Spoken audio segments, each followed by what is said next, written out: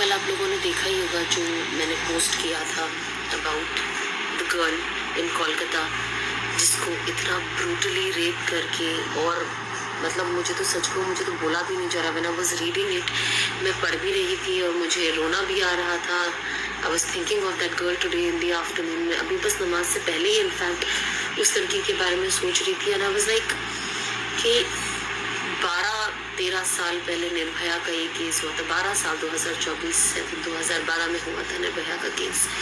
And उस time जो उनके साथ हुआ था वो सुन के यकीन ही नहीं हो रहा था कि कोई इंसान ऐसा कर सकता है किसी के साथ। पर अब उस चीज़ को आम बना दिया गया है। अब उस चीज़ को एज एन इंस्पिरेशन ले लिया गया है। बिकॉज अनफॉर्चुनेटली हमारे आगे विक्टिम जो अक्यूज था, विक्टिम तो बेचारी चली गई, बट अक्यूज के साथ उस तरीके का क्या कहते हैं, उस तरीके की उसको सजा नहीं दी गई कि एक एग्जाम्पल सेट किया जाए। तो लोगों ने जो उसने किया उस लड़की के साथ उसको एज एन एग्जाम्पल ले लिया है कि यही करना है। पहले तो हम होना तो नहीं चाहिए, पहले तो हम रेप ही सुनते थे, बट अब हम क्या क्या सुनते हैं, ये डाल दिया, वो डाल दिया, ये कर दिया, पार्ट्स निकाल दिए। कब तक हमारी बच्चियां ऐसी होंगी? कब तक ये लड़कियों को ये सहना पड़ेगा? हाँ, हम कहते हैं कि लड़कियों को पढ़ाओ, कैसे पढ़ाए? How do you send your daughter बाहर पढ़ने के लिए या काम करने के लिए, एक पब्लिक सर्विस की किसी भी चीज के लिए? फॉर मैटर ऑफ फैक्ट, अगर वो अपने घर से भी निकल के चाहे वो खुद का भी बिजनेस क्यों ना करती हो, कैसे हम भेजे बच्चियों को? कहाँ है गर्ल्स सेफ्टी, वुमेन सेफ्टी? जब ऐसी बड़ी बड़ी जगहों पे इतना ओपनली इस तरीके से हुआ जा रहा है, जैसे इनफैक्ट वो जिस आदमी का फोटो डाला गया कि कैन बी स्केप फोटो, उसके ऊपर से डाल दिया गया, और for matter of fact one of the जो पकड़ा गया, but definitely there are more people involve.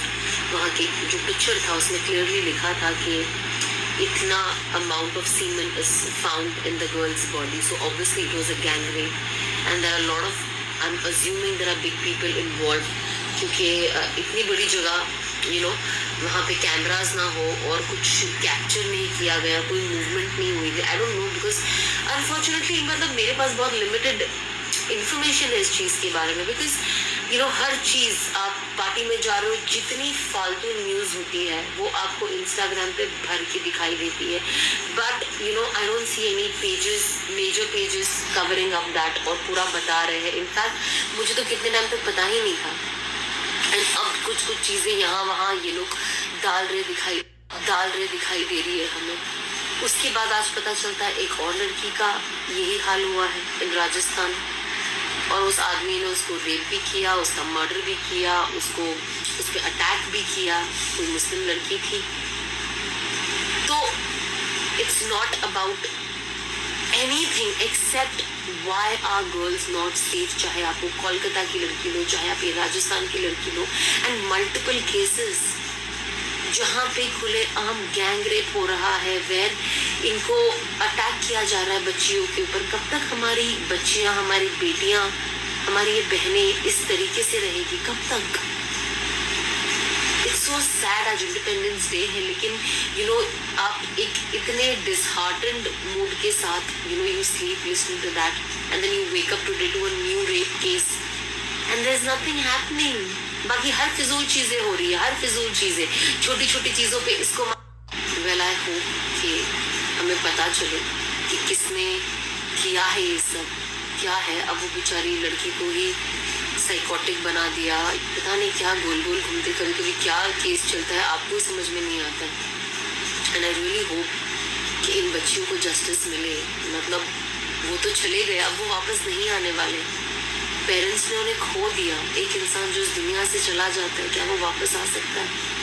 आप जस्टिस भी दे दो तो एक सुकून होता है कि चलो इंसाफ मिला, लेकिन आप कभी उन्हें भूल पाते? Imagine the loss. एक इंसान की जान चली जाना, उसका एग्जिस्टेंस खत्म हो जाना, माँ बाप को, घर वालों को, they can never get her back, चाहे कोई भी हो। So I really request and I hope कि हमारी गवर्नमेंट इस चीज़ पे कुछ ऐसा स्ट्रिक्ट एक्शन बनाए, है ना, कि